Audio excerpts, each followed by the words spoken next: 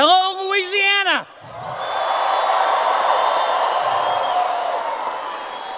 Thank you, Mr. President, for visiting our state.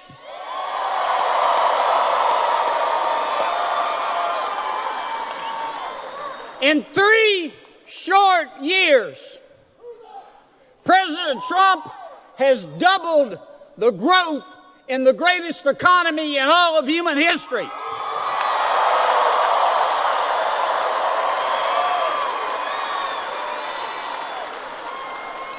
And you know what our Democratic friends have done for him?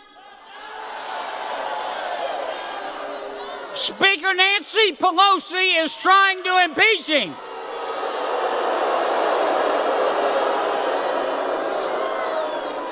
I don't mean any disrespect, but it must suck to be that dumb.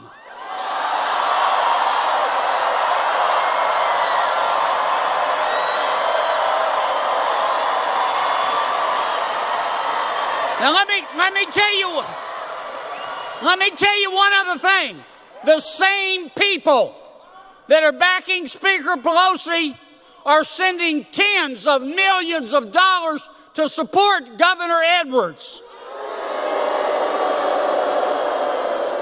And all he has given us, all Governor Edwards has given us, is decline and uncertainty.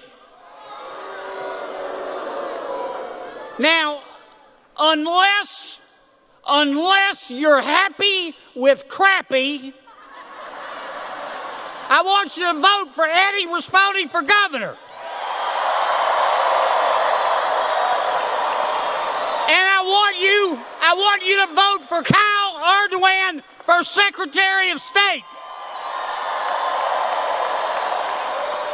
And I want you, this is important, I want you to vote for Robert Mills for the Louisiana State Senate. God bless Louisiana, God bless our president, and God bless the United States of America.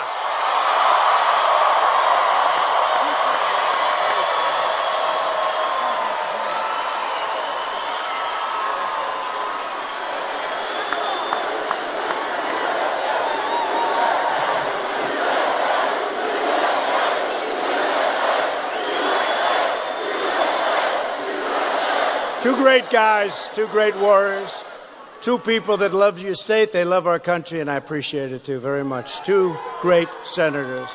So I just... Time has expired. Deeply wrong, sir. Senator Kennedy. Thank you, Mr. Chairman. Rabbi, do you believe there are a substantial number of people at Harvard University who believe in diversity, equity, inclusion, and the right to harass Jews? I do. That's a yes? Yes. And do you believe those people have acted on their self-anointed right to harass Jews? Yes. And has the administration at Harvard University allowed that to happen? Yes. Is that true at University of California at Berkeley? Yes. How about UCLA? Yes. How about NYU? Yes. A lot of other universities too. Isn't that the case? That is correct. Now, Title VI says that if you receive federal money, you can't harass Jews. Isn't that true? That is correct. Has the Biden-Harris administration taken away the money of Harvard? No. How about Berkeley? Nope. How about UCLA? No, sir. How about NYU? No. They've just talked, haven't they? That is correct. Okay.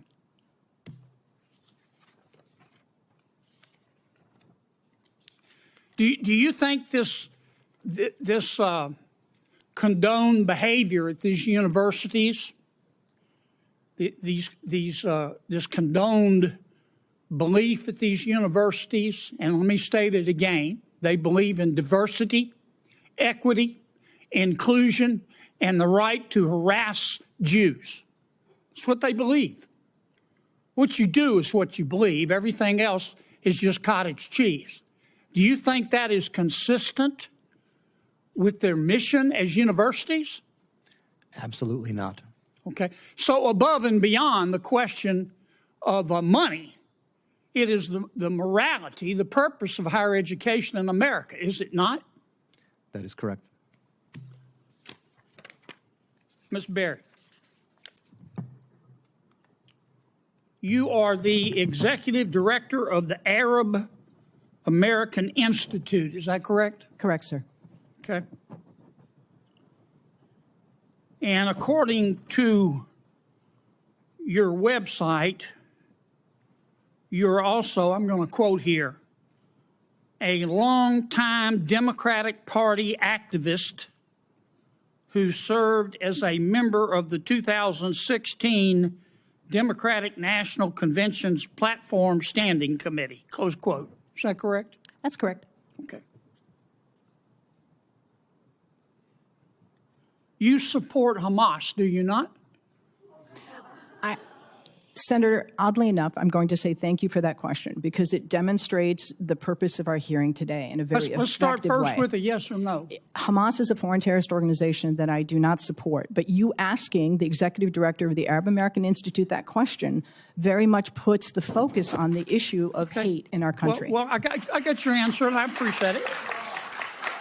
What is the you support Hezbollah too, don't you? Again, I find this line of questioning extraordinarily disappointing, Is that a Senator. no? That Or you a have yes? You have Arab American constituents that you represent is in that your great state. Yes, ma'am, I understand that, but my time's limited, and I apologize, but is that a yes or a no? A yes or no question to do I support Hezbollah? The answer is I don't support violence, whether it's Hezbollah, Hamas, or any other entity that invokes it. You can't So bring no, yourself sir. to say no, can you? No, I can say no. I can say yes. But What you I haven't. can say is You just your can't line make of yourself questioning. do it. Do you Senator, support or oppose Iran and their hatred of Jews?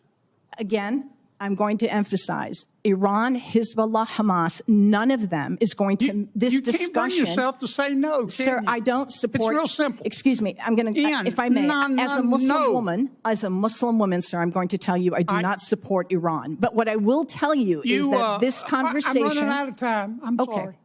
sorry. You called our decision to cut funding. You called our decision to cut fund. Well, first, what's the United Nations Relief and Works Agency? It's UNRWA, which is the institution that exists to provide services and aid to the nearly 6 million Palestinian refugees. And you called our decision to cut funding for them, quote, an incredible moral failure, close quote. That is absolutely correct. But again, I would suggest that conversation is about foreign policy. We did that because 9 UNRWA staff members were fired for actually helping Hamas on October 7th. Isn't that the case? I don't believe that that's correct in terms Let of... me ask you one more time. You support Hamas, don't you? You support UNRWA and Hamas, don't you? Sir, Please. I think it's exceptionally disappointing that you're looking at an Arab American witness before you and saying you support Hamas. You know what's disappointing to me? I do not support Hamas. Bring yourself I do to not say support Hamas. You don't or support UNRWA. You don't support Hamas. You don't. I was very clear in my support for UNRWA. Hezbollah, and you don't support Iran. You should hide your head in a bag. Your time has expired. Please, Ms. Berry, I'm going to allow. In the last year.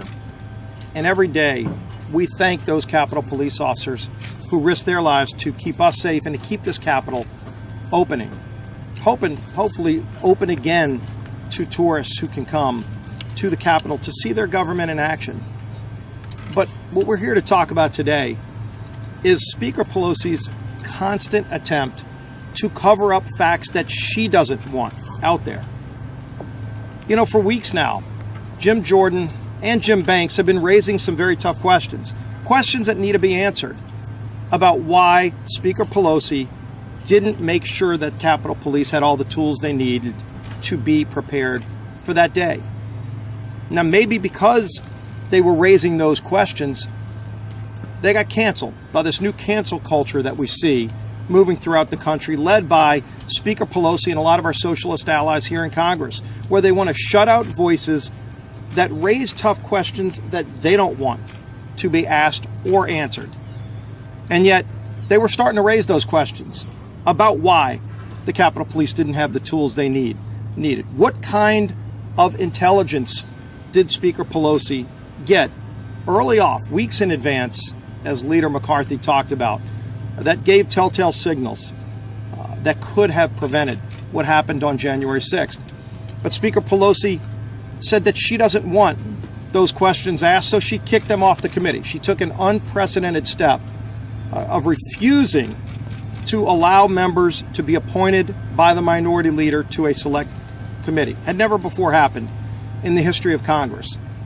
And so as we see these kind of actions taken by Speaker Pelosi to cover up the facts that she doesn't want out there, it has completely debased the legitimacy of this commission, because clearly they're not searching for the truth. They're searching to get a narrative out that Speaker Pelosi has already written. And anybody that's going to ask questions that go against that, she just has them removed so that they can't bring those questions up. That's not an investigative panel. People know that. We've seen other bodies. The Senate's done some investigative work. The Department of Justice has done some investigative work. And it should be about following the facts, not about trying to cover up facts that tell a story differently than the one she maybe has already had written, and she just wants to now get others to back it up. So it's unfortunate that she's done it, because clearly it can't be about people who voted against certifying electors, because she appointed members herself who voted against certifying electors on January 6th, against them on January 6th of 2005, some of her own members who objected on January 6th of 2017. So clearly that's not what it's about. It's probably more about some of the tough questions that were already being raised by Jim Jordan and Jim Banks. And that's a shame, because those questions need to be asked and answered as well. And now they're not, because of the cover-up that Speaker Pelosi's continued to do. We see this with COVID. She won't hold a hearing on the origins of COVID. Too often we've seen this pattern by Speaker Pelosi of trying to cover up a narrative that she doesn't want out there, when we should be trying to get all of the facts. Now to come up next is our conference chair, Elise Stefanik.